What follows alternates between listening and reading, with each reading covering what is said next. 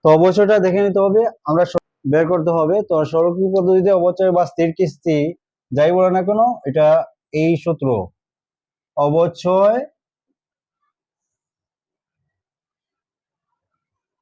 প্রাথমিক বা প্রাকলিত ব্যয় প্রাথমিক বিনিয়োগ প্লাস মাইনাস ভগ্নাবশেষ মূল্য, ভগ্নাবশেষ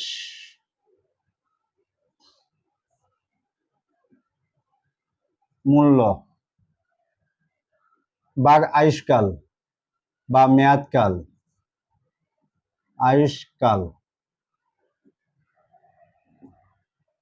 তো প্রাকলিত ব্যয় বা প্রাথমিক ব্যয় যেটা বলা আছে বহিঃপ্রবাহ, প্রাকলিত নগদ বহিঃপ্রবাহ 2 লক্ষ, এটাই বিনিয়োগ, প্রাথমিক বিনিয়োগ যাই বলে না কেন 2 লক্ষ টাকা, 2 লক্ষ। আর ভগ্নাবশেষ মূল্য যেহেতু নেই তার মানে 0। আর আয়ুষ্কাল হচ্ছে প্রকল্পের আয়ুষ্কালটা হচ্ছে 4 বছর, মেয়াদকাল বা আয়ুষ্কাল যাই বলে না কেন। তো আমরা 2 লক্ষ 4 দিয়ে ভাগ করলে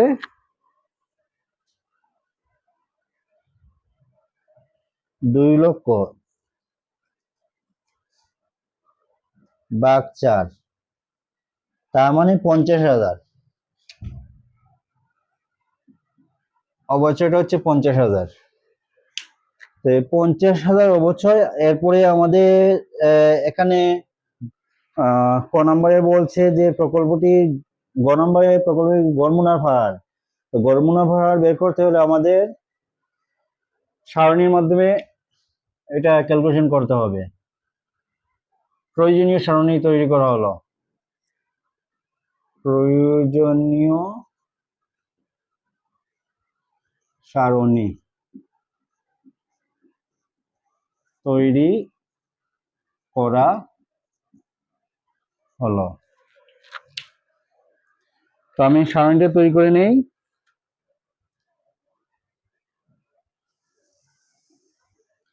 বৎসর কয়টা? বৎসর হচ্ছে এখানে 4 বৎসর, তার মানে আমাদের র করতে হবে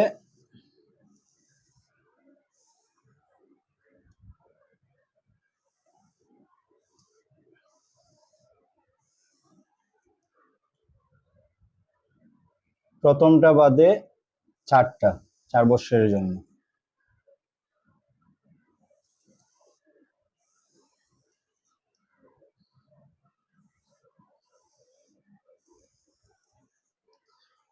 এক, দুই, তিন, চার।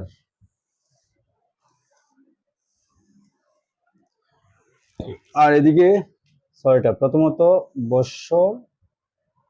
আর এটা দেওয়া আছে যেহেতু সিএফবিটি, অর্থাৎ অবচয় কর পূর্ববর্তী মুনাফা। 2, 3, 4, 5, 6। এখানে আছে বছর। 1 নাম্বার হচ্ছে বছর, 2 নাম্বার হচ্ছে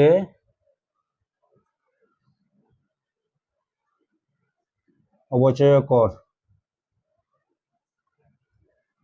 অবচয় ও কর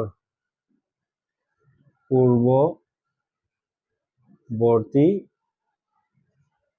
মুনাফা, যা ইংরেজিতে বলে সিএফবিটি।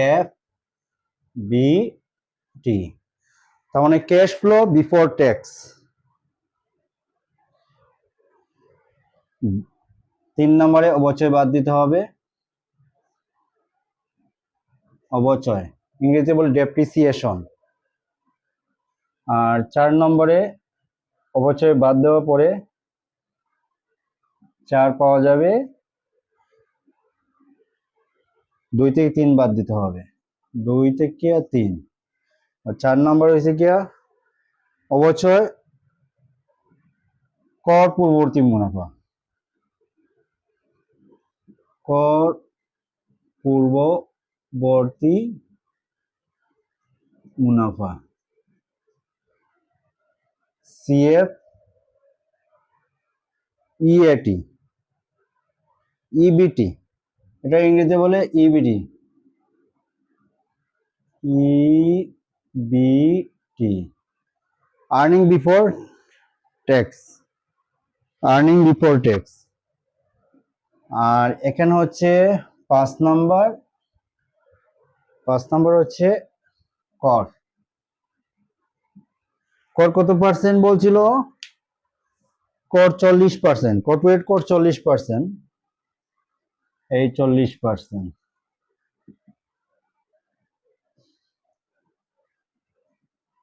40%। আর 6 নম্বর হচ্ছে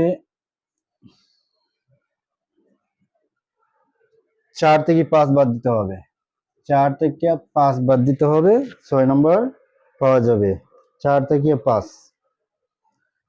তো এটা কর পরবর্তী মুনাফা, কর পরবর্তী মুনাফা, যা ইংরেজি বলে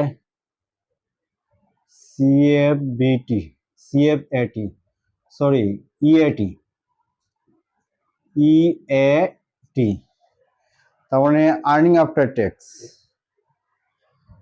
তো বৎসর যেহেতু 1, 2, 3, 4, তো আমাদের প্রথমত বলছে প্রথম বছর হচ্ছে 80,000, দ্বিতীয় বছর সিএফবিটি 80,000, এরপর বলছে দ্বিতীয় বর্ষ 70,000, 70,000, তৃতীয় বছর হচ্ছে 80,000, 80,000, আর চতুর্থ বছর 1,00,000। খুবই ইজিলি অঙ্কগুলা, তবে আগে বুঝে নিতে হবে কি বলছে তোমাকে। অবচয়টা আমরা বের করেছিলাম প্রতি বছর 50,000, মানে ইকুয়াল হবে, যেহেতু সরলকি বা স্থির কিস্তি, স্থির কিস্তি বলে প্রতি বছর সেম হয় 50,000। এখানে একটা কথা বলে নেই, যেহেতু এখানে ভগ্নাংশের মূল্য নেই, সেহেতু আমাদের এক্সট্রা কোনো ভাবনা নেই। তো 80 থেকে 50 বাদ দিলে 30,000, 70 থেকে 50 বাদ দিলে 20,000। একটু তোমরা লক্ষ্য করবা, আমি কিন্তু ক্যালকুলেশন করতেছি না, সরাসরি এইভাবে করে ফেলতেছি, যদি ভুল হয় দেখে নিবা,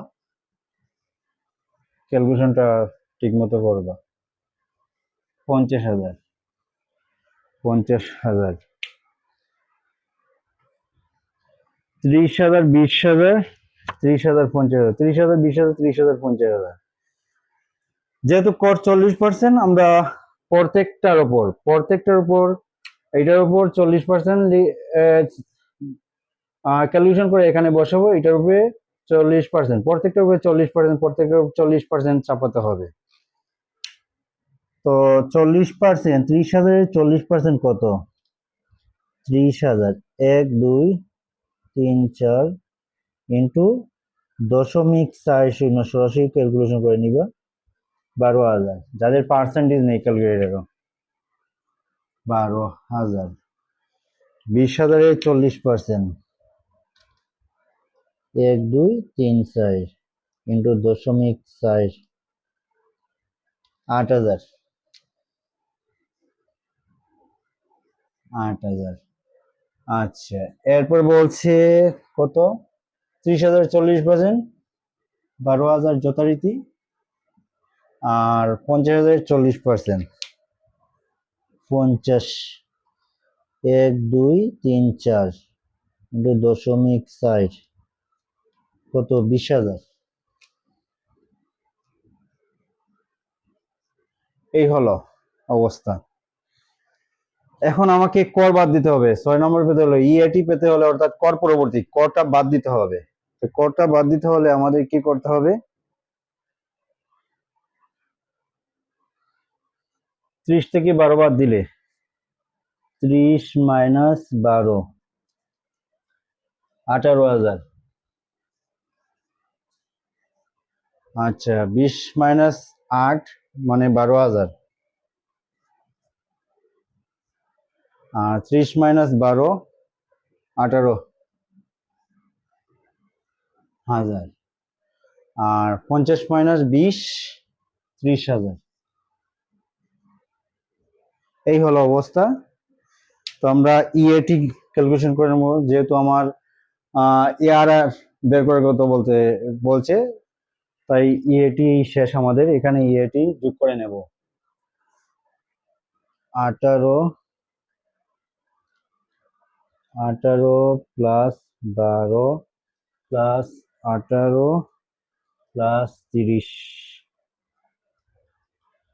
78,000।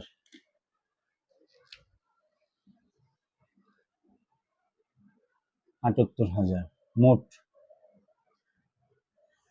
কর পরবর্তী মুনাফা 78,000। এখন আমাদের সূত্র অ্যাপ্লাই করতে হবে, যেহেতু এআরআর বলছে গড় মুনাফার হার। প্রশ্নটা আবার দেখে নিবা, প্রকল্পের গড় মুনাফার হার, গড় মুনাফার হার এআরআর ব্র্যাকেটের মধ্যে দিয়ে দিবা। সূত্রটা অবশ্যই তোমাদের জানা আছে, কর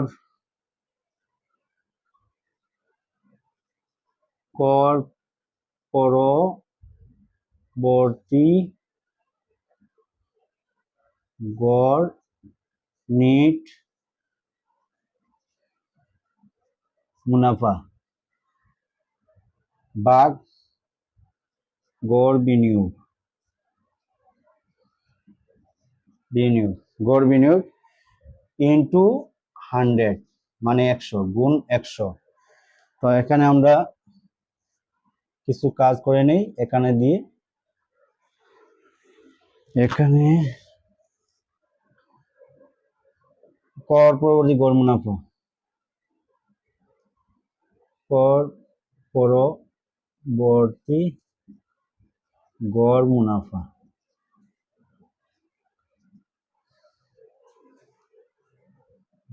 মোট মুনাফা 78,000। তোমরা এটা কিন্তু অলরেডি সূত্রটা জানো।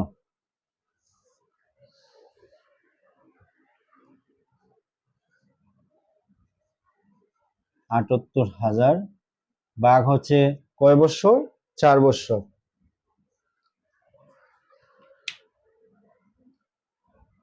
78,000 ভাগ 4, 19,500। 19,500।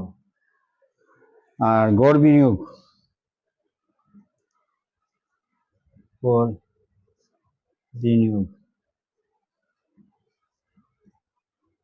গড় বিনিয়োগ যেহেতু ভগ্নাংশের মূল্য নেই, আমাদের এখানে দরকার নেই, যা আছে তাই। প্রাথমিক বিনিয়োগ 2 লক্ষ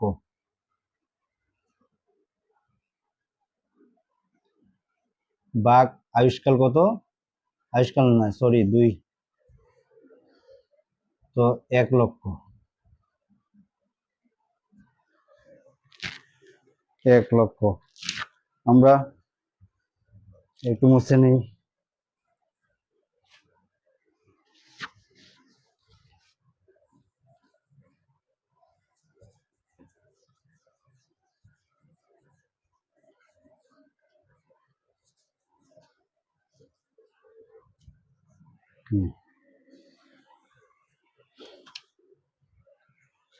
তো আমরা এখন সূত্রতে আমরা মানটা বসাই নেই,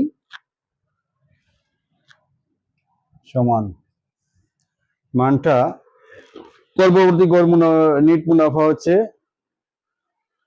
19,500। 19,500 আর গড় বিনিয়োগ হচ্ছে 1 লক্ষ।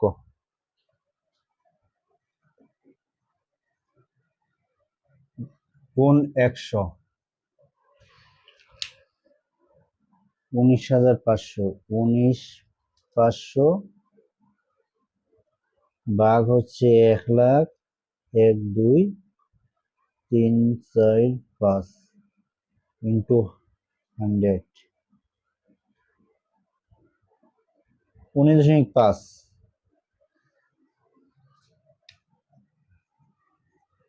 19.5%। শূন্য দিতে পারো, না দিলেও সমস্যা নেই। 19.50%। তো আমাদের গড় বিনিয়োগটা, গড় মুনাফাটা বের করে ফেললাম। এরপর বলছে আমরা গ নাম্বারের মধ্যে, আশা করি তোমাদের এখানে কোনো বোঝার সমস্যা নেই। আর কোনো সমস্যা হলে আমার কমেন্টের মধ্যে জানিয়ে দিবা, আমি ইনশাল্লাহ চেষ্টা করবো তোমাদের সমস্যা সমাধান করার।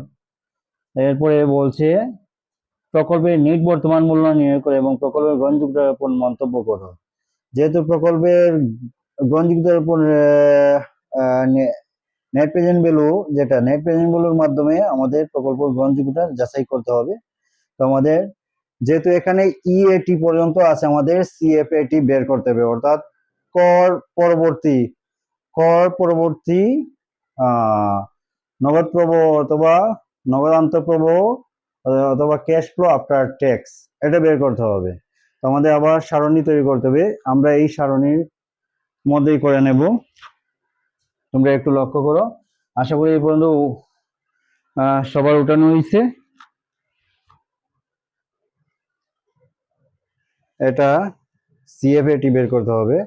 তার মানে আমাদের একটা দুইটা তিনটা কলাম লাগবে, একটা দুইটা তিনটা। আচ্ছা আগে দেখে নিই, এটা মুছে নেই।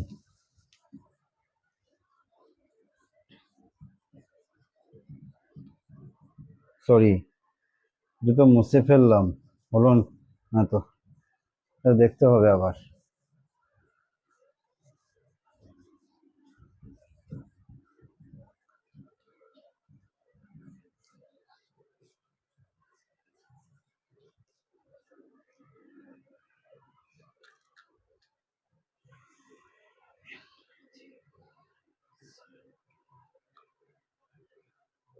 তো আমরা এখানে নেট প্রেজেন্ট ভ্যালু বের করতে হলে আমাদের দুইভাবে করতে পারি। আমরা সহজ পদ্ধতিটা অ্যাপ্লাই করি আজকে সারণীর মাধ্যমে। আর আরেকটা হচ্ছে, যেহেতু তোমাদের একটা সূত্র দেওয়া আছে, আমি প্রথম ক্লাসে আলোচনা করছিলাম, যদি সিএফএটি অর্থাৎ ক্যাশ ফ্লো আফটার ট্যাক্স প্রতি বছর আনইকুয়াল অথবা অসমান হয়, তাহলে তোমাদের এই সূত্রটা অ্যাপ্লাই করতে হবে। তোমাদের মনে আছে সম্ভবত এনপিবি সমান CF1 প্লাস আর, না এখানে কে, যেহেতু মূলধন বাজেটিং, আমরা এখানে কে দিব। এইভাবে যে কয় বছর আছে CF1 প্লাস কে পাওয়ার এন, এইভাবে যে কয় বছর আছে মাইনাস এনসিও অর্থাৎ প্রাথমিক বিনিয়োগটা দিতে হবে। তো আমরা আরেকটা পদ্ধতি অ্যাপ্লাই করি আজকে, যেহেতু আরো সহজ পদ্ধতি আছে, একাধিক পদ্ধতিতে তুমি এই অঙ্কটা করতে পারো। তো আমি আরেকটা সারণী পদ্ধতি তোমাদের শিখিয়ে দিই আজকে, একটু লক্ষ্য করো। প্রয়োজনীয় সারণী তৈরি করা হলো, প্রয়োজনীয়, এটা ঘ নাম্বার, সারণী তৈরি করা হলো। এই সারণীর উপরে এই কথাটা লিখলেই হলো। 5টা কলাম করব।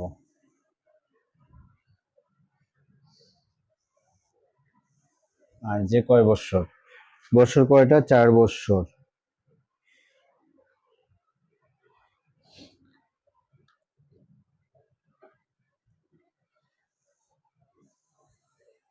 এক র, 5টা র, সরি, 2 3 4, এখানে আমরা ছোট করে আরেকটা দেই,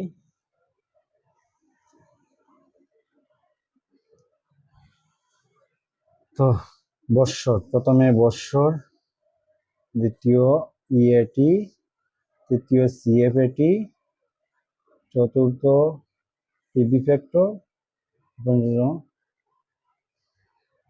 তোমার প্রেজেন্ট ভ্যালু। তো প্রথমত 1 নম্বর দিই, বছর 1 2 3 4।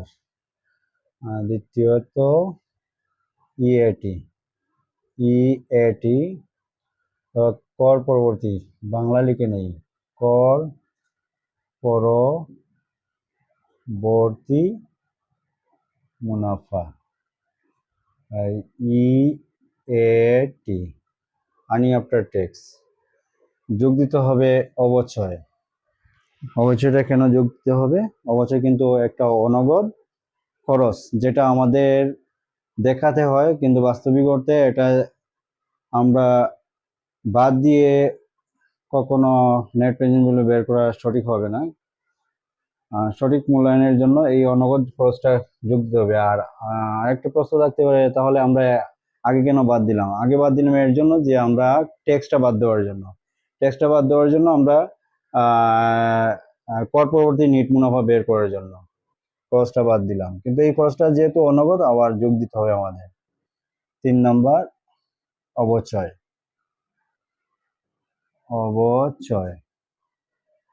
আর 4 নাম্বার হচ্ছে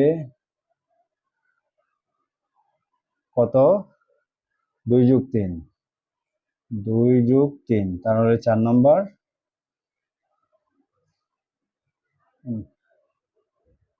4 নম্বর হচ্ছে নগদ আন্তঃপ্রবাহ। নগদ প্রবাহ বললেই হবে, নগদ প্রবাহ বা CFAT, cash flow after tax.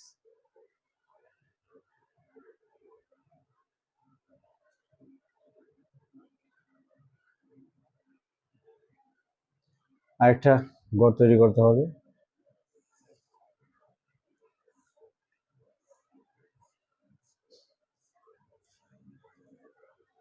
PB factor কত বলছে? পিবি ফ্যাক্টর বলতে প্রয়োজনীয় আয়ের হার। প্রয়োজনীয় আয়ের হার 10%, 10%। প্রয়োজনীয় আয়ের হার,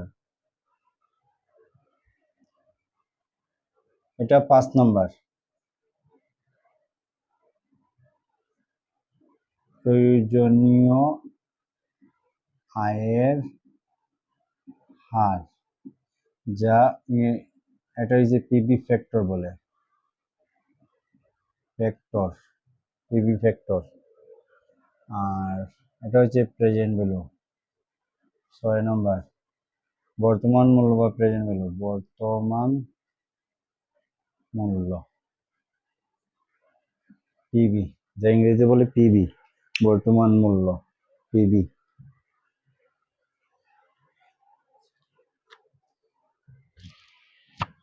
এক দুই তিন চার পাঁচ ছয়।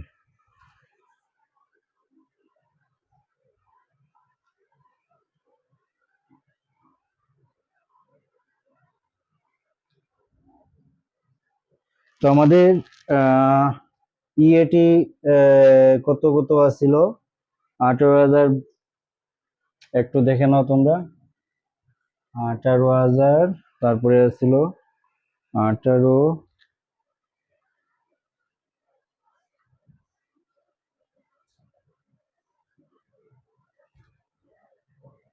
18 12 18 30 18, 18 12 18 30। অবচয় কত আসছিল? মেবি 50,000, 50,000,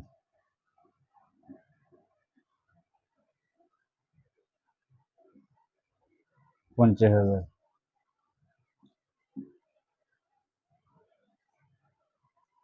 50,000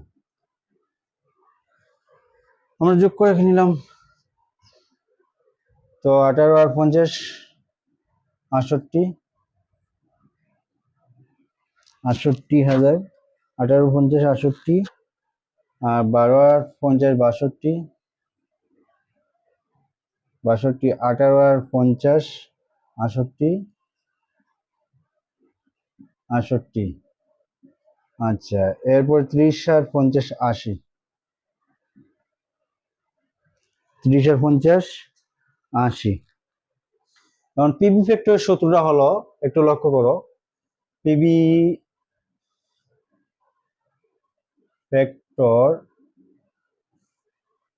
1 প্লাস 1 প্লাস, যেহেতু এখানে কে দিয়ে প্রকাশ করতে হয়, সুদের হারটারে পাওয়ার এন, তার মানে এই সূত্র দিয়ে তোমাকে ক্যালকুলেশন করতে হবে PB ফ্যাক্টরটা।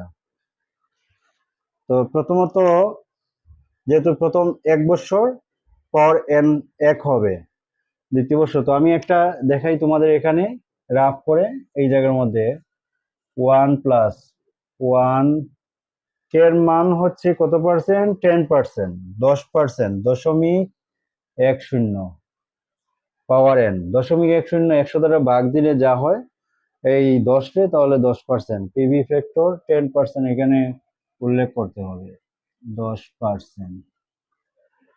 PV factor 10%, 10% PV factor. তো পাওয়ার এন 1 হবে। তো এটা একটু ক্যালকুলেশন করে তোমাদের সবাইকে বলছি একটু, কে 1 ভাগ ফার্স্ট ব্র্যাকেট 1 প্লাস 0.10 সেকেন্ড শেষ ব্র্যাকেট 5 শেষ পাওয়ার 1, কত? 0.9090। তো 0.9090 4 ঘর পর্যন্ত যখন নেব, এক্সট্রা ধরা লাগবে না, তবে তোমার যদি একুরেট নিয়ে আসতে হয় তাহলে তোমাকে 4 ঘর পর্যন্ত যাওয়ার পরে তোমার পঞ্চম ঘর 5 পর 5 বেশি থাকলে 1 যোগ করে নিবা। 9091, 0.9091। এরপরে দ্বিতীয় বৎসর কত হবে? দ্বিতীয় বৎসর একটু লক্ষ্য করো, দ্বিতীয় বৎসর 2 হবে পাওয়ার। তো একইভাবে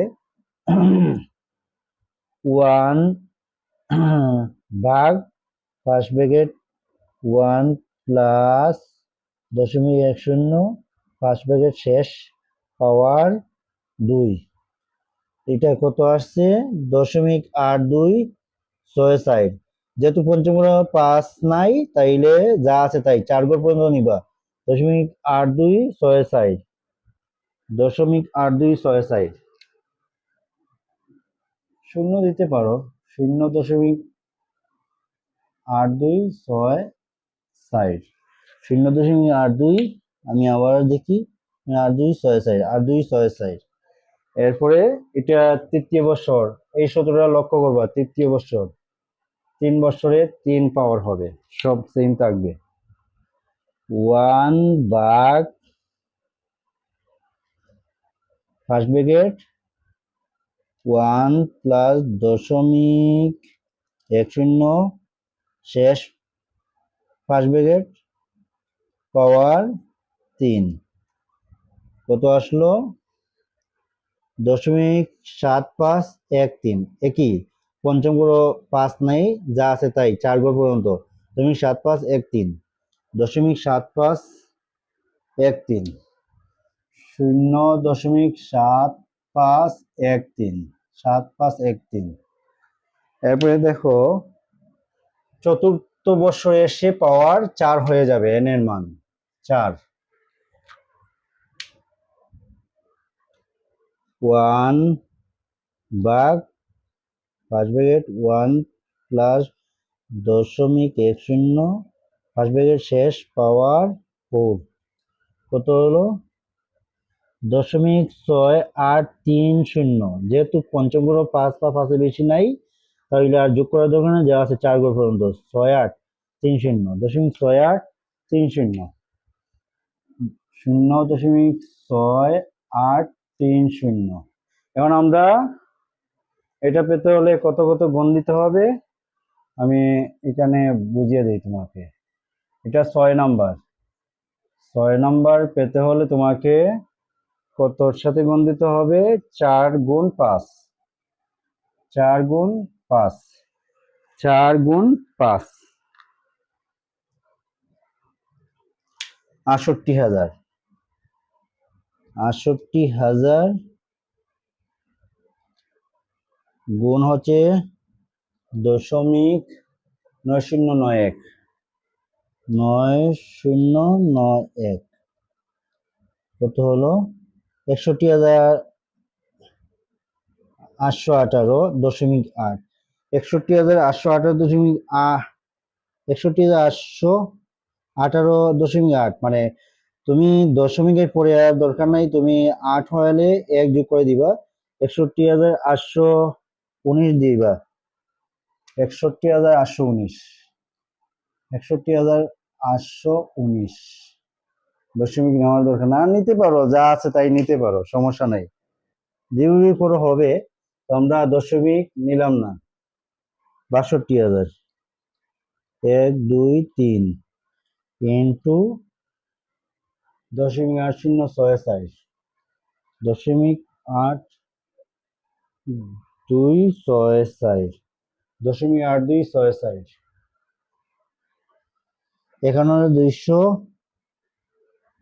৫১,২৩৬.৮, তার মানে ৫১,২৩৭ দিয়ে দাও, ৫১,২৩৭। এরপরে ৬৮,০০০, ৬৮,০০০ ইন্টু 0.7513, 7513, ৫১,০৮৮, ৫১,০৮৮ রাখবে, দশমিকের পরে নেওয়ার দরকার না, 4 যেহেতু আছে, ৫১,০৮৮,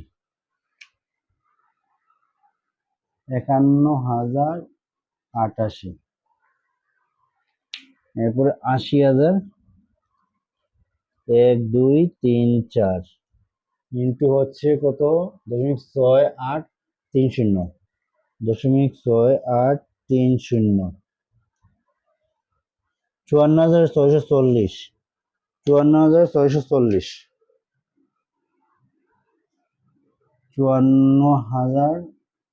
৫৪,৬৪০, এটা টোটাল প্রেজেন্ট ভ্যালু বা মোট বর্তমান মূল্য, টোটাল প্রেজেন্ট ভ্যালু বা মোট বর্তমান মূল্য যোগ করে নিবা। ৬১,৮১৯, ৬১,৮১৯ প্লাস হয়েছে গিয়া ৫১,২৩৭, ৫১,২৩৭ প্লাস হয়েছে গিয়া ৫১,০৮৮, ৫১,০৮৮ প্লাস হয়েছে গিয়া ৫৪,৬৪০, ৫৪,৬৪০, ২,১৮,৭৮৪, ২,১৮,৭84, ২,১৮,৭84, এটা হচ্ছে টোটাল প্রেজেন্ট মূল্য। তো আমাদের কি বের করতে হবে? নেট প্রেজেন্ট মূল্য অথবা নিট বর্তমান মূল্য, নিট বর্তমান মূল্য, নিট বর্তমান মূল্য। তো নিট বর্তমান মূল্য এনপিবি। তো নিট বর্তমান মূল্যটা বের করতে হলে আমাদের এনসিও মাইনাস দিতে হবে। আমাদের সূত্রটা কি আছিল? এনপিবি ফার্স্ট ব্র্যাকেট সূত্রটা ছিল ওইখানে আমরা যখন বলছিলাম তোমাকে যে যেহেতু সারণী পদ্ধতি তৈরি করতেছি, আমাদের টোটাল প্রেজেন্ট ভ্যালু থেকে টিপিবি থেকে এনসিও মাইনাস দিতে হবে। এনসিও, তো এনসিও মাইনাস দিতে হলে টিপিবি ২,১৮,৭৮৪, ২,১৮,৭84, আর এনসিও বা নেট ক্যাশ আউটলে হচ্ছে ২ লক্ষ। তাৎক্ষণিক ব্যয় যেটা বহিঃপ্রবাহ, নগদ বহিঃপ্রবাহ ২ লক্ষ টাকা, ২ লক্ষ টাকা বাদ দিতে হবে প্রাথমিক বিনিয়োগ যেটা এনসিও। তো আমাদের ২ লক্ষ টাকা দিলে ১৮,৭84, ১৮,৭84। তো আমাকে অঙ্কটা শেষ এখানেই। এটাই নিট বর্তমান মূল্য। তো নেট বর্তমান মূল্য ভিত্তিতে এটা যেহেতু পজিটিভ ভ্যালু, অর্থাৎ ধনাত্মক মান, যেটাই বলে ধনাত্মক মান আসলে আমাদের এই প্রকল্প গ্রহণ করতে পারি আমরা। প্রকল্পের নিট বর্তমান মূল্য নির্ণয় এবং প্রকল্পের গ্রহণযোগ্যতার উপর মন্তব্য করো। তো আমাদের একটা মন্তব্য দিতে হবে, যেহেতু এটা গ্রহণযোগ্যতা বলছে, আমাদের একটা মন্তব্য দিতে হবে। মন্তব্য মন্তব্য আমি মনে করি আমি মনে করি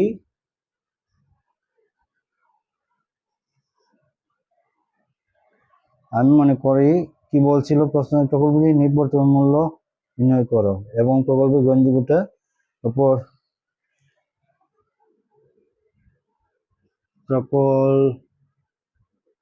প্রকল্পটি গ্রহণ করা উচিত,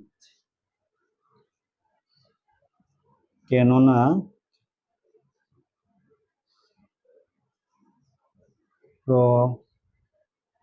প্রকল্পটির নিট বর্তমান মূল্য ধনাত্মক।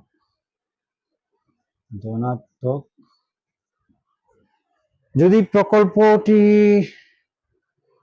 নিট বর্তমান মূল্যের ভিত্তিতে বলে, তাহলে প্রকল্পটি যদি ধনাত্মক হয় অথবা দুইটা প্রকল্পের যদি নিট বর্তমান মূল্য তুলনা করার কথা বলে, তাহলে সবচেয়ে বেশি ধনাত্মক যেটা সেটা গ্রহণযোগ্য, আর বর্জনীয় হচ্ছে যদি ঋণাত্মক হয়, তাহলে অবশ্যই এই প্রকল্পটি গ্রহণ করা উচিত। তো আজকে এই পর্যন্ত, সবাই ভালো থাকবা আর সামনের পরীক্ষাটা খুব ভালোভাবে দেওয়ার চেষ্টা করবা। আর এইরকম ক্লাস পেতে হলে লাইক কমেন্ট শেয়ার করবা অবশ্যই।